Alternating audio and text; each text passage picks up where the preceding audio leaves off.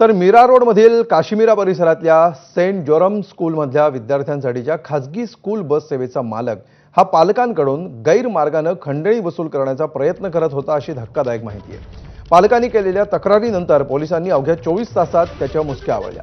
खाजगी स्कूल बसचा वापर करणाऱ्या विद्यार्थ्यांच्या पालकांना व्हॉट्सअॅपवर फोटो पाठवून त्या विद्यार्थ्यांना जीवे मारण्याची धमकी द्यायचा आणि पालकांकडून तब्बल 4 लाखांच्या खंडणीची मागणी करायचा।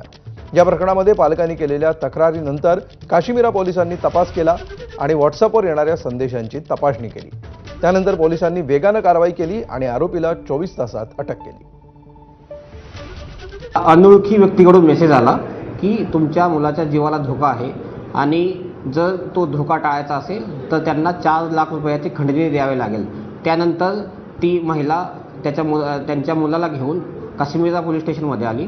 काश्मीरा पोलीस स्टेशनने लगेच त्याच्यामध्ये गुन्हा दाखल करून डिटेक्शनची टीम रवाना केली। तर शाळेच्या प्रशासनामध्ये जेव्हाही तुम्ही एखादी स्कूल बस हे विद्यार्थी ने-आण करण्यासाठी वापरता तेव्हा त्याच्यावरती जो चालक असेल त्याचं कॅरेक्टर व्हेरिफिकेशन पोलिसांकडून करून घेणं हे महत्त्वाचं असेल।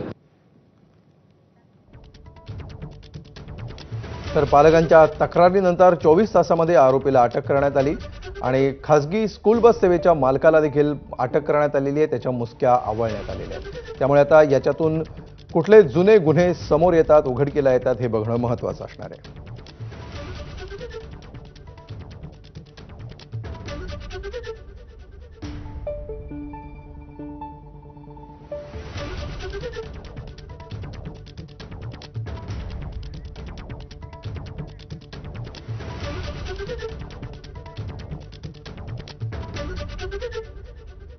पुढची बातमी आहे